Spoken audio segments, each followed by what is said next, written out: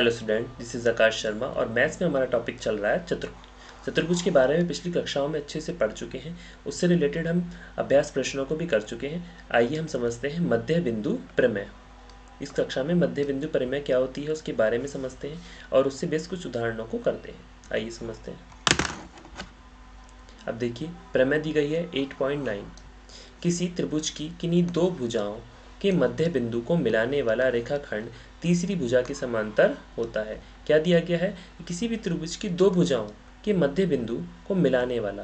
अब आपको दिया गया है ABC, उनके मध्य बिंदु को मिलाने वाला क्या है? रेखाखंड। ये देखिए, रेखा दी गई है आपको एक, क्या कहलाता है? तीसरी भुजा के समांतर होता है। तो इस भुजा के क्या हो गया? ये समांतर हो जाता है। ये दोनों बराबर हो गई, समांतर हो गई। अब देखिए, आप इस प्रमेय को निम्नलिखित संकेत की सहायता से सिद्ध कर सकते हैं। कैसे कर सकते हैं? आकृति 8.25 आपको दी गई है, देखिए ये रही को देखिए, और E जिसमें E और F क्रमशः ABC की भुजाओं AB और AC के मध्य बिंदु हैं। अब देखिए, ABC त्रिभुज दिया गया है आपको, त्रिभुज ABC, और इसमें AB और AC क्या है? मध्य बिंदु हैं। तो AB आपको ये दिया गया है और AC ये दिया गया है, और तथा मध्य बिंदु CD। अब CD बन गया यहाँ से, और BA, B से लेकर A तक, ये आपके समांतर हो गई दो लाइनें। इस प्रकार ये दी गई है D तक। देखिए, D और आपकी CD और AB क्या हो गई? समांतर हो गई एक दूसरे के। अब देखते हैं हम, त्रिभुज AEF बराबर है त्रिभुज CDF के और समरूप भी है। ये क्या है? एंगल साइड एंगल का नियम। इतना आपको समझ में आया कि त्रिभुज AEF बराबर है त्रिभुज CDE के और समरूप भी है। इतना समझ में आया। और कौन सा नियम हो गया? साइड एंगल साइड का नियम।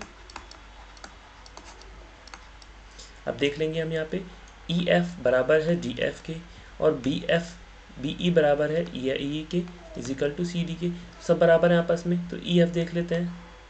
देखिए, EF यह वाली बराबर है DF के, तो ये DF आ गया आपका, DF के। और BE बराबर है AE के, BE बराबर है AE के, तो BE ये रही और AE ये रही। ये दोनों क्या हो गई? एक दूसरे के बराबर आ गई, और ये DC के बराबर आ गई। DC देख लीजिए यहाँ से, ये वाली लाइन हमारी DC वाली, तो किसके बराबर आ गई? DC के। क्यों? अब BCDE क्या है? समांतर चतुर्भुज है। क्या है? समांतर चतुर्भुज है।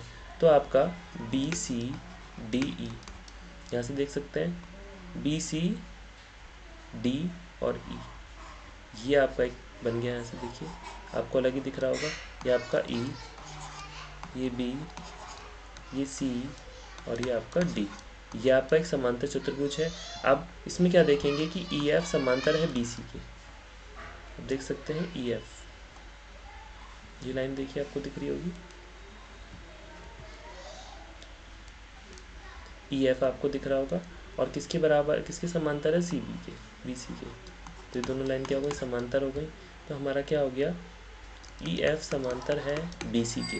इतना आपको पता चला। अब ध्यान दीजिए कि EF हमारा बराबर है 1/2 ED के इजिकल टू 1/2 BC के। इतना हमें पता होना चाहिए कि हमारा EF, देखिए EF यहाँ से लिया गया है, बराबर है 1/2 ED के या फिर 1/2 BC के। इतना हमें वाली बात क्लियर हुई। अब नेक्स्ट देखते हैं। अब देखिए, दी गई है प्रमेय 8.10। किसी त्रिभुज की एक भुजा के मध्य बिंदु से दूसरी भुजा के समांतर खींची गई रेखा तीसरी भुजा को समद्विभाजित करती है। किस प्रकार? अब आपको एक त्रिभुज दिया गया है ABC और दूसरी भुजा के समांतर खींची गई तीसरी रेखा।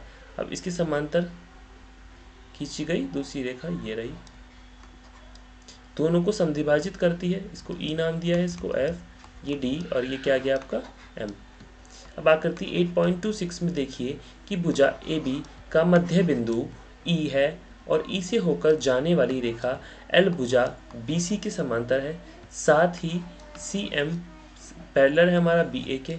अब देखिए CM का है आपका, ये रहा, क्या हो गया? CM। किसके बराबर हो गया, समांतर हो गया सी एम बी ए के। अब त्रिभुज ए ई एफ और त्रिभुज सी डी एफ की सर्वांग समता का प्रयोग करके हम क्या ले लेंगे, ए एफ बराबर सी एफ। ये हमें सिद्ध करना है। आइए देखते हैं किस प्रकार होगा। अब देखिए उदाहरण आपको दिया गया है 7, उदाहरण नंबर आपको दिया गया है 7। त्रिभुज ए बी सी में आपको डी ई और एफ क्रमशः भुजाओं ए बी बी सी सी ए के मध्य बिंदु हैं। अब देखिए ए बी सी, अब आपके मध्य बिंदु दिए गए ई एफ और डी। ये डी ई एफ आपको दिए गए मध्य बिंदु, ये हमारा बड़ा त्रिभुज दिया गया है। अब देखिए आकृति 8.27 को दर्शाइए कि बिंदु डी ई एफ को मिलाने वाली पर त्रिभुज ए बी सी 4 सर्वांग सम त्रिभुजों में विभाजित हो जाता है। तो त्रिभुज ए बी सी, ये बड़ा वाला त्रिभुज है हमारा, त्रिभुज ए बी सी, तो विभाजित हो जाता है। अब देख लेते हैं, चूंकि डी और ई क्रमशः भुजाओं ए बी और बी सी के मध्य बिंदु हैं। अब देखिए डी और ई, आपका डी और ई क्रमशः भुजाओं ए बी और बी सी के मध्य बिंदु हैं। इसलिए प्रमेय 8.9 द्वारा हम देखेंगे कि डी ई समांतर है ए सी के। अब देखिए डी ई समांतर है किसके, ए सी के। अब डी ई देख लेते हैं कहाँ है हमारा, देखिए यहाँ पर है ए सी के, किसके, ए सी के। क्या हो गई, दोनों समांतर हो गई। अब देखिए इसी प्रकार डी एफ समांतर है बी सी के, किसके, बी सी के। ये वाली लाइन, तो आपको दो लाइनें बराबर दिख रही होंगी, वो सारी आप रख देंगे इसी प्रकार। अब इसी प्रकार ई एफ समांतर ए बी के। अब दोनों चीज़ें हमने देख ली हैं किस प्रकार से लाइनें समांतर है हमारी। तो ई एफ देख लीजिए और ए बी, ये दोनों देखिए अलग ही दिखाई दे रही है, एक दूसरे की क्या है, समांतर है। अब नेक्स्ट देखते हैं। इसलिए A D E F, B D E F और C F D F C E में से प्रति एक समांतर चतुर्भुज है। और क्या है, डी ई समांतर चतुर्भुज B D E F E का वर्णन क्या है, विकर्ण है। क्या है, विकर्ण है। विकर्ण क्या हो गई, आपकी तिरछी भुजा जो हमारी हो जाती है। जैसे मैं एक वर्ग बनाता हूँ तो ये इसका विकर्ण है, इस प्रकार ए बी सी डी, इस प्रकार हम इसको ले लेते हैं। और इसलिए त्रिभुज ए बी डी बराबर है त्रिभुज F D F E D के, और दोनों क्या है, बराबर भी हैं, समरूप भी हैं। अब त्रिभुज डी ए एफ बराबर है एफ ई डी के और समरूप भी है, समांतर भी है। और त्रिभुज ई एफ सी बराबर है एफ ई डी के, ये भी क्या होगा, समरूप। अब चारों त्रिभुज क्या है, सर्वांग सम है। कैसे हैं, सर्वांग सम है और सबकी सब कुछ पूरा है। अब देखिए D E B D E, यहाँ से देख लेते हैं।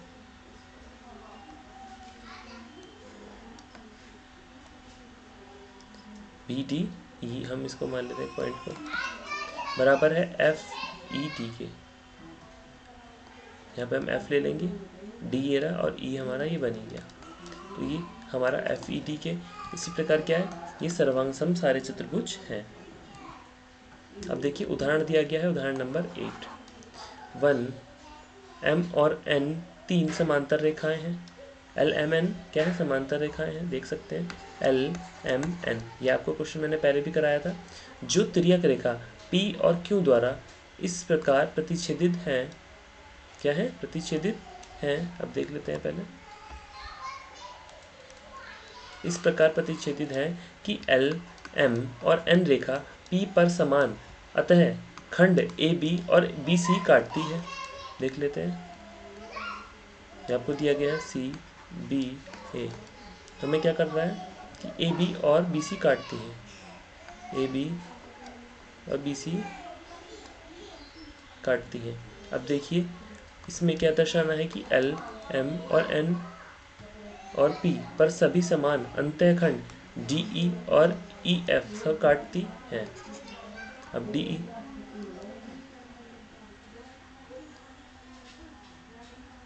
क्या है, क्यू, और ये क्या है, डी, और ये दिया गया आपको एफ, तो डी वाली लाइन आपको पता चल गई है, और ये क्या गई आपकी जी, और कहाँ से आ गया हमारा ये, इसको काटती है, और हमें क्या करना है, ई डी और ई एफ सिद्ध की करना है। आइए ए और एफ से मिलाएं, ए को एफ से मिला दिया, देख सकते हैं, और इसे ए एफ रेखा एम को जी पर प्रतिच्छेद करती है। समलंब ए सी एफ डी को त्रिभुज ए सी एफ और ए सी डी में विभाजित हो जाता है। इतनी आपको बात समझ में आई किस प्रकार क्वेश्चन हमने किया है और किस प्रकार हमने इनके पॉइंट्स को लिया है, जो तिर्यक रेखा ली है उसके प्रकार हमने क्वेश्चन को किया है। अब नेक्स्ट देखते हैं। अब देखते हैं ACF में दिया है कि B भुजा AC का मध्य बिंदु है और AB बराबर है BC के। अब साथ ही क्या है, BG बराबर क्या है, CF के। तो BG बराबर है CF के, और ये इफेक्ट इसका है M और N का। N और M क्या है, इसमें समांतर है, इतना पता चला। अब G भुजा AF का मध्य बिंदु है, प्रत्येक क्या है, एक पॉइंट इसके द्वारा। अब AFD में हम देखते हैं क्या, हम किसी तर्क का प्रयोग करके कर सकते हैं, क्योंकि G भुजा AF का मध्य बिंदु है और क्या है, EGE समांतर है किसके, AD के। इसलिए प्रमेय 8.10 से E भुजा EF का मध्य बिंदु है, और क्या आ जाएगा हमारा, DE बराबर आ जाएगा EF। दूसरे शब्दों में LMN तिर्यक रेखा है और Q पर भी बराबर खंड स्थापित करती हैं या खंड करती हैं। तो हमने किस प्रकार क्वेश्चनों को, क्या क्वेश्चनों को समझा है, आइए देखते हैं कि चतुर्भुज हमारे कितने शेप्स अलग अलग हो सकती है। हमारे इस प्रकार हो सकता है चतुर्भुज जिसके प्रत्येक कोण क्या है, 90 डिग्री का है।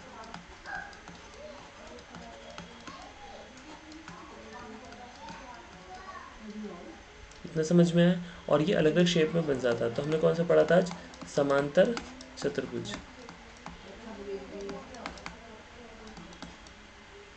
इतना समझ में आया आपको, ये क्या है, समांतर चतुर्भुज। और आगे का हम नेक्स्ट क्लास में सीखते हैं। आज के लिए थैंक यू।